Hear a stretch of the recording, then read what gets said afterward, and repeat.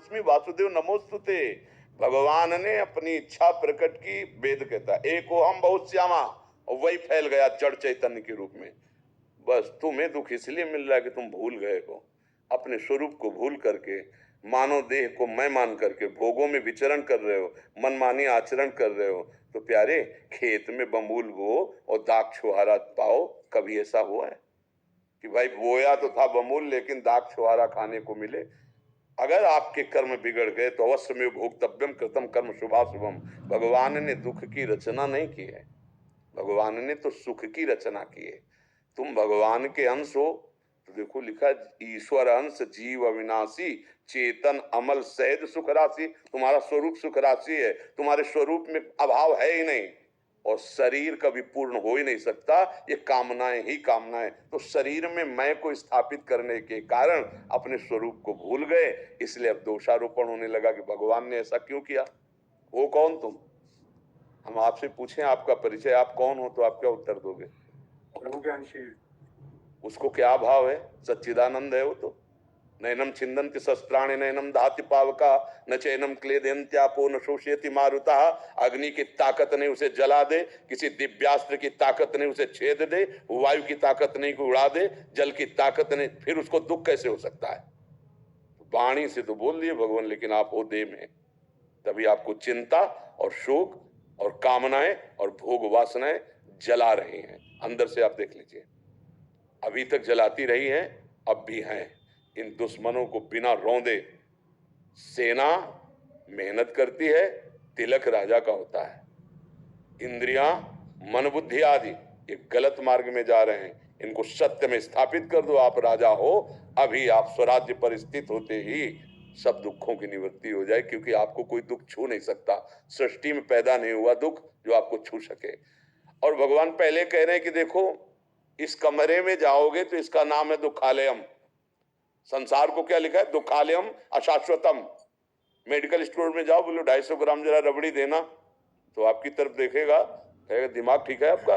कहेगा कि नहीं कहेगा? तो आपको क्यों, दुकान तो है, बोले दुकान है लेकिन दवा की है।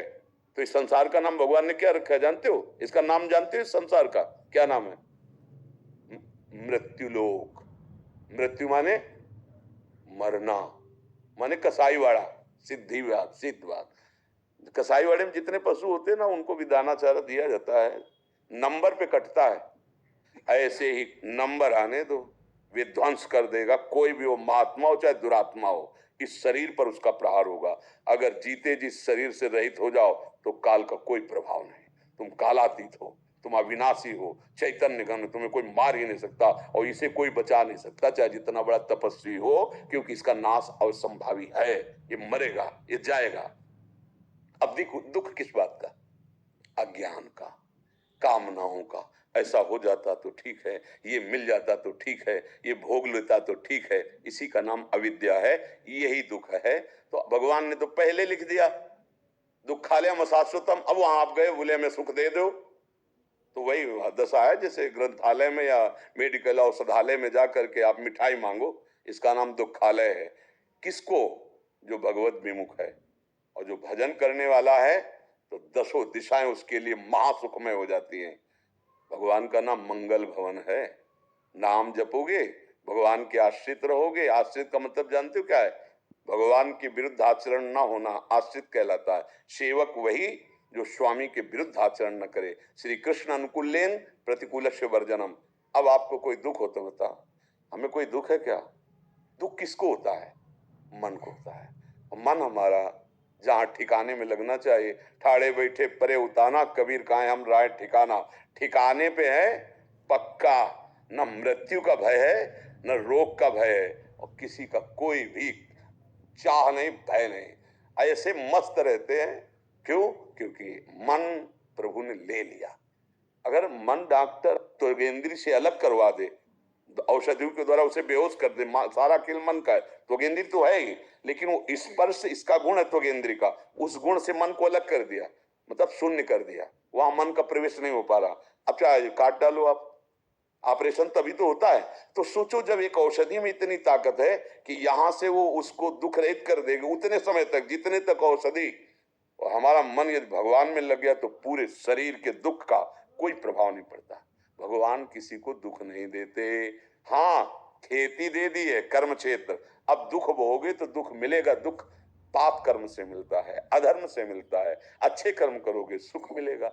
वैसे आपको दुख सुख से कोई मतलब नहीं है, आप सुख स्वरूप ही हो, पर अपने को भूले हो इसलिए। आज बहुत लोग ज्ञान बगाड़ते हैं, ये वो ऐसा वैसा।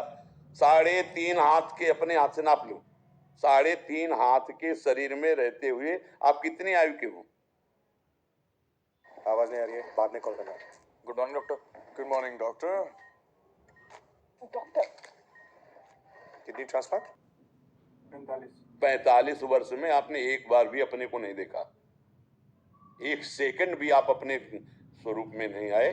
दर्पण से देख के इसी को अपना मानते रहे स्वरूप, क्योंकि स्वरूप में होने पर नेत्र, दृष्टि, वाणी, चाल, स्थिति, वचन वो होता है। जैसे डॉक्टर होता है ना, पीलिया होती है तो वो बताने की जरूरत नहीं, पीलिया और नेत्रों से देखता है, जवान देखता है, दवा निश्चित कर देता है। ऐसे ही भगवत प्राप्त महात्मा की दृष्टि से पता चल जाएगा कि हाँ कहाँ स्थिति है। अब तो कितना ज्ञान है, क्या ज्ञान है। बहुत बड़ा मकान होता कि भाई 2-4 किलोमीटर में है तो हम आज तक ढूंढ नहीं पाए।